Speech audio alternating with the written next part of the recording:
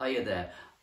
I'm going to show you today how to make Welsh cakes. Now, my mother's Welsh, my wife is Welsh. I was brought up on these cakes and used to rush home from school and I could smell my mother baking them, and it's absolutely vital for me to show you this beautiful cake. Now, all the ingredients have to be room temperature. All right, so you get everything out an hour or so before. Now, if you look here, I'll show you what the ingredients are. First of all, 200 grams of self-raising flour, 100 grams of Welsh butter. Most good supermarkets will sell Welsh butter. Then you have 75 grams of soft brown sugar, and a couple of grams in this case I've got raisins. Sultanas will also do. And then I put a hint of cinnamon. Some of the purists will say that that's not necessary. And then here I've got 1 egg and the same amount of semi-skimmed milk mixed together.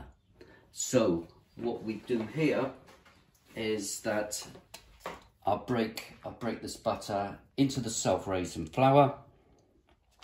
This butter's at room temperature, the flour is at room temperature, and the egg is at room temperature. It all makes better for when you're baking any sort of baking product. It's always best to make sure that the flour and the butter is all at room temperature. Now, we'll put that in there like that. And with anything like pastry or like these type of Welsh cakes, you rub the fat or the butter into the flour until you get that sandy texture. This will take a few minutes. Right, I've got a baking stone. We bought it on the internet. A thick frying pan would also do the job, but this is what we've got here. You see, we've got the stone there. Now, I've got the gas on underneath. As you can see, it's quite a low heat. And we put that on right at the beginning before we do any prep. So if we go back to the flour there, now, so that's self-raising flour and the butter, right, it's there. We've rubbed it in so it looks like breadcrumbs. I've got a cutter here, depending on what size. This size will probably get me a dozen Welsh cakes. Now, so flour, butter, brown sugar, fruit, that all goes in there. Give that a bit of a mix up, and then we would add the liquid. Remember, the liquid is 1 egg and the equivalent of semi-skimmed milk. So I make a well there and it goes in like that.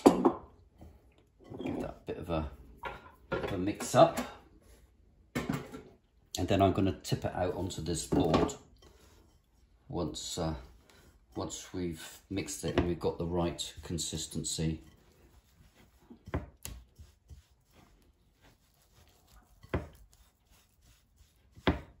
There we go, look. If it's too dry, add a little bit more milk. If it's too dry, like this could be, then I'll add some more milk. Otherwise, we would add more flour. This is going to take some more milk.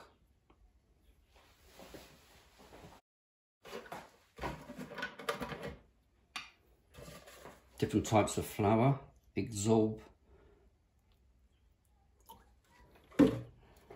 certain amounts of liquid. So there we go. beginning to take it there, like that.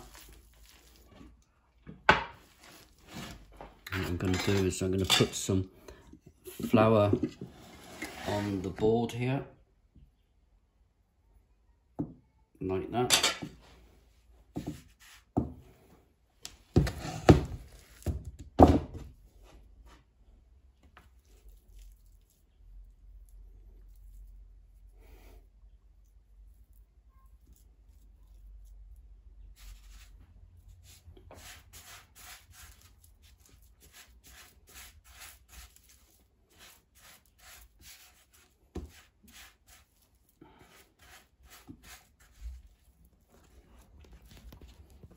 So we've squeezed it all together.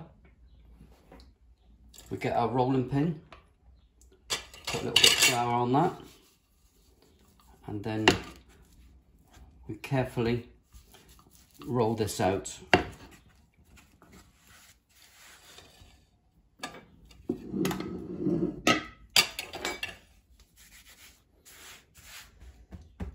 can actually pat it down with your hand, as long as you keep the flour from stopping it from sticking.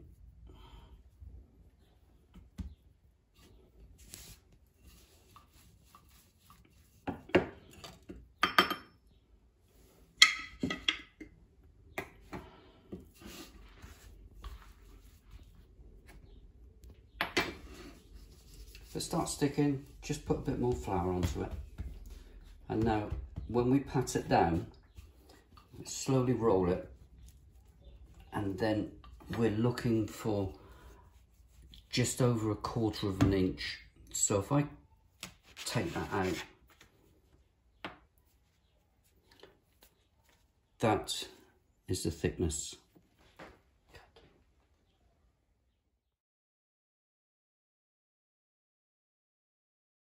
So the next stage now is that we're going to take a few Welsh cakes at a time and put them onto the griddler.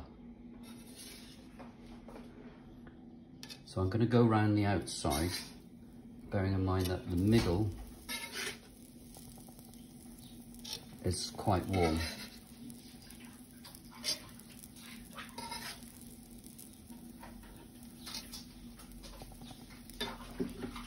Right, we've had these on for a few minutes, so I'm very carefully, I'm going to flick them over.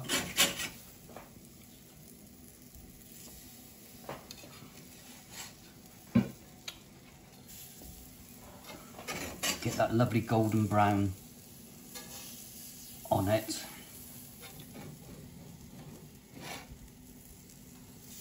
There we go, fantastic. You see how they're puffed up?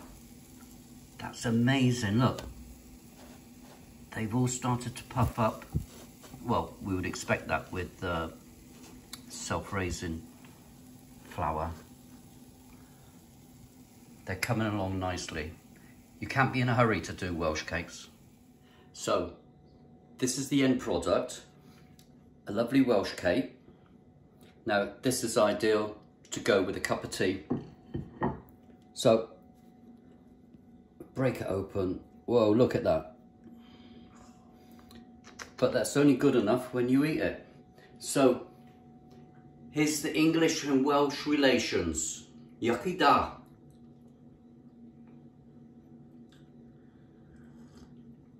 Wonderful.